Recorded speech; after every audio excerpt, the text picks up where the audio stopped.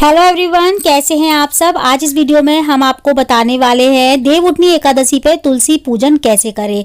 जो लोग तुलसी विवाह नहीं करते हैं वो तुलसी पूजन उन्हें कैसे करना चाहिए।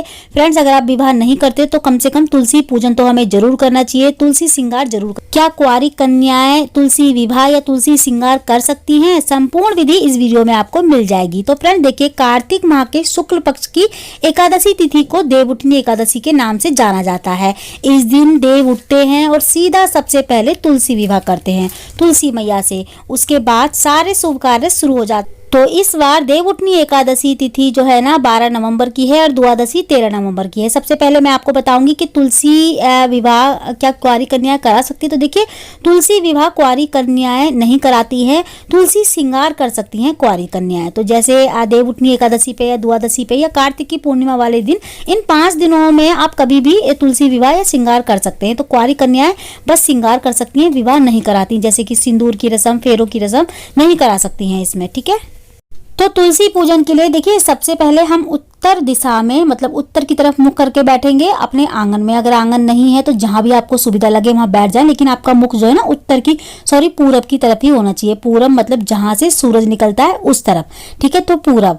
तो यहाँ पे देखिए, हमने तुलसी ले ली है। तुलसी की हमें पहले ही साफ सफाई अच्छे से कर लेनी है। तुलसी को छांटा छूटी नहीं करनी, जैसे कि आप पत्ते तोड़े, सूखे साके या लकड़ियां तोड़े, ऐसे नहीं करना। आपको खाली मिट्टी जैसे खोद के हल्की सी और ना थोड़ा सा साफ सफाई कर लेनी है। जैसे गंदगी होती है तो उसको सफाई कर लेनी है बस। पत्ते वगैरह सूखे हों, वो गिरे हुए हों तो उनको उठा लेना है वहां से। उसके बाद हमें ना एक चौक लीपना है।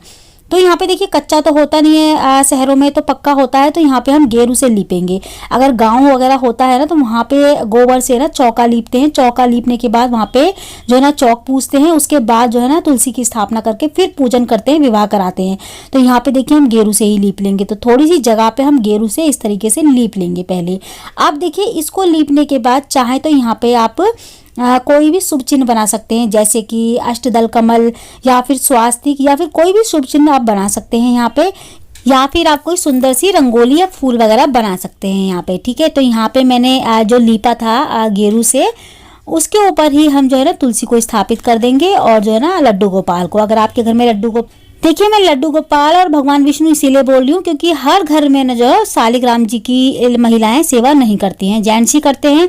तो इसीलिए हर घर में शालिग्राम जी नहीं होते तुलसी के साथ। ठीक है, तो अगर आपके घर में शालिग्राम जी नहीं है तो आप लड्डू गोपाल या विष्णु भगवान को इनके साथ रख सकते हैं। अगर शालिग्राम जी हैं तो उनको साथ में रखें इस पूजा में। ठीक है, तो यहाँ पे हम देखिए कुछ भी बना लेंगे। यहाँ पे मैं छोटा सा एक फूल बना रही हूँ। ठीक है, तो यहाँ पे आटे से आप कुछ भी बना सकते हैं, कोई भी शुभ चिन्ह जैसे मैंने बताया आपको। उसके बाद इसके ऊपर ना हम जो है ना थोड़े से तिल और थोड़ी सी हल्दी और रोली डाल देंगे। ठीक है, इसके बाद हम ध्यान करेंगे गणेश जी का, क्योंकि हमने यहाँ पे गणेश जी तो रखे नहीं है, गणेश जी की प्रतिमा नहीं रखी। तो हम यहाँ पे गणेश जी का ध्यान करेंगे सबसे पहले। दीपक जलाने के बाद सबसे पहले हम गणेश जी का ध्यान करेंगे, उसके बाद पूजन करेंगे। मतलब इस पूजा में भावपूर्वक मन में गणेश जी का आवाहन करेंगे। गणेश जी को बुलाएंगे हम इस पूजा में, क्योंकि उनके बिना कोई भी पूजा पूर्ण नहीं मानी जाती। तो यहाँ पे ना मैंने रखे नहीं है गणेश जी, तो आप चाहें तो रख भी सकते हैं। गणेश जी की प्रतिमा को भी रख सकते हैं। यहाँ पे हमने जो फूल लिया था हाथ में, ध्यान करा था, उस फूल को हम वहीं पे छोड़ देंगे चौक पे। ठीक है, इसके बाद हम सबसे पहले दीपक जला लेंगे। दीपक जलाने के बाद हमें अलग से एक जल का लोटा लेना है। जल का लोटा लेने के बाद हम सबसे पहले छींटों का भावपूर्वक स्नान कराएंगे। देखिए, अब अगर आप देवउठनी एकादशी पे तुलसी पूजन कर रहे हैं तो तुलसी में आप जल बिल्कुल ना डालें। ठीक है, खाली छींटों से स्नान करा दें। उसके बाद लड्डू गोपाल को भी स्नान कराएं छींटों से। और इसके बाद हम तुलसी के ऊपर जो है ना कोई भी शुभ चिन्ह बना देंगे, जैसे कि मैंने बताया आपको, स्वास्तिक भी बना सकते हैं, अष्टदल कमल भी बना सकते हैं, श्री भी लिख सकते हैं, ओम भी लिख सकते हैं। इस तरीके से आप कोई भी शुभ चिन्ह बना ले। तो मैंने तुलसी मैया के गमले पे स्वास्तिक बना दिया है। हमने भावपूर्वक छींटों का स्नान करा दिया है। हम उसके बाद जो है ना रोली से तिलक कर देंगे लड्डू गोपाल के, और उसके बाद हम तुलसी मैया को तिलक करेंगे रोली का।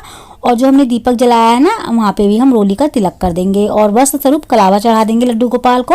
अगर आप लड्डू गोपाल के लिए वस्त्र लेके आए हैं देवउठनी एकादशी वाले दिन पूजन के समय तो आप वस्त्र चढ़ाएं, नहीं तो आप कोई भी पीले रंग का 1.25 मीटर कपड़ा ला के जो है ना लड्डू गोपाल पे या भगवान विष्णु या शालिग्राम जी आपने जो भी प्रतिमा रखी है ना, जो भी विग्रह रखा है, उनको आप कपड़ा चढ़ाएं। नहीं लाए तो कोई बात नहीं, कलावा भी चढ़ा सकते हैं। यहाँ पे देखिए तुलसी मैया को हमने चुंदरी उड़ा दी। अब हम तुलसी मैया का श्रृंगार कर रहे हैं। पूजन शुरू करने से पहले तुलसी मैया का श्रृंगार करेंगे तो देखिए चुन्नी हमें जरूर लेके आनी है। तुलसी मैया के लिए बड़ी सी चुन्नी लेके आए ताकि तुलसी मैया हमारी ढक जाए। ठीक है, आप चाहें तो बहुत सारे लोग देखिए साड़ी पहनाते हैं, अच्छे से बहुत ही सुंदर तुलसी मैया को सजाते हैं। लेकिन अगर आप इतना कुछ नहीं कर पाते, मतलब नहीं कर सकते, तो आप कम से कम एक तुलसी मैया को चुन्नी जरूर उड़ाएं और उनका थोड़ा सा श्रृंगार करें। तो हम कुछ श्रृंगार की चीज़ें तुलसी मैया के लिए लेके आते हैं। तो कम से कम हमें 5 चीज़ें तो श्रृंगार की लानी है, जैसे मेहंदी, सिंदूर, चूड़ी और जो है ना महावर और बिंदी। ये चीज़ें तो कम से कम तुलसी मैया के लिए लानी है हमें श्रृंगार की। तो हमने देखिए चुन्नी उड़ा दी तुलसी मैया को, उसके बाद बिंदी लगा दी तुलसी मैया को। अब हमने जो है ना चूड़ियाँ भी पहना दी तुलसी मैया को।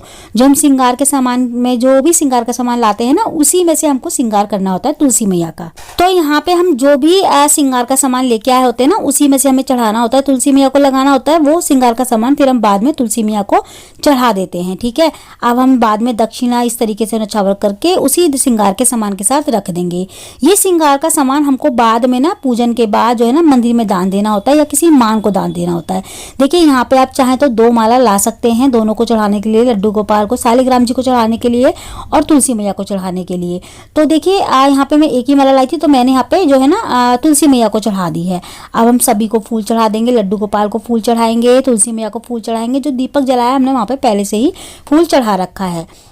अब पूजन करने के बाद हम भोग चढ़ाएंगे। भोग में देखिए आप ना अगर देव उठनी एकादशी वाले दिन पूजन कर रहे हैं तुलसी, तो आपको तुलसी मैया को कोई भी अन्न का भोग नहीं लगाना। जितना भी भोग लगाना है ऐसा लगाना जो व्रत में लिया जाता है। तो लड्डू गोपाल को, तुलसी मैया को सारे भोग हमें जो है ना ऐसे ही रखने, जैसे फल हो गई, मिठाई हो गई, दूध से बनी हुई कोई भी, और ड्राई फ्रूट्स।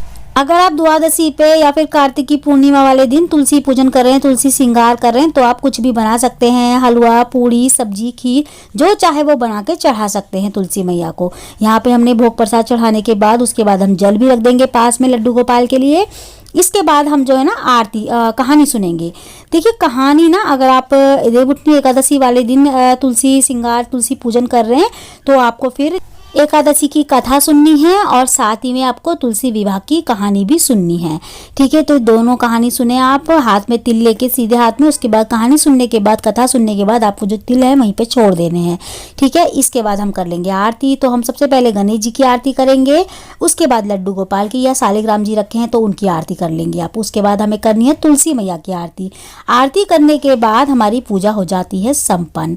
इसके बाद अब बात आती है कि अब हम पूजा में जो हमने श्रृंगार चढ़ाया उसका क्या करेंगे, भोग प्रसाद का क्या करेंगे। तो देखिए श्रृंगार जो हमने चढ़ाया होता है उस श्रृंगार को हमें दान करना होता है, उसे हम घर में नहीं रखते हैं। देखिए जो तुलसी मैया के ऊपर हमने श्रृंगार चढ़ाया, जैसे कि हमने चूड़ियाँ जो चढ़ाई है ना, बस हम चूड़ियाँ ही ऐसी हैं जो हम चढ़ाई हैं हमने, और हमने जो हमने तुलसी मैया को चूड़ियाँ चढ़ाई हैं उनमें से हम 1-2 चूड़ी 1-2 दिन बाद अपने हाथों में एक-एक डाल सकते हैं। ठीक है, एकदम नहीं डालनी है, आपको उतारनी नहीं है। जैसे कि आपने तुलसी विवाह करा और आप तुलसी पूजन करा तो आप तुरंत ही ले ले, ऐसा नहीं करना। आपको 1-2 दिन बाद ही लेनी है और अपने हाथों में एक चूड़ियाँ डाल लेनी है, उनका आशीर्वाद समझ के। बाकी का श्रृंगार को सामान को आपको मंदिर में दान कर देना है या किसी मान को दे देना है भोजन के साथ। ठीक है, इसके अलावा हम जो है ना यहाँ पे जो भी हमने भोग प्रसाद वगैरह घर में रखा होता है तुलसी मैया को भोग के लिए, लड्डू गोपाल को, वो घर में ही हमको सभी में बांट देना होता है। ठीक है, जो भी भोग प्रसाद दिया, फल वगैरह आप चाहे तो मंदिर में दान कर सकते हैं, वरना आप घर में ही सभी को बांट दें। ठीक है, बाकी का जो तुलसी में बाकी की चुन्नी वगैरह हम ऐसे ही तुलसी मैया पे पड़े रहने देंगे। तो आज की वीडियो में इतना ही। जय माता।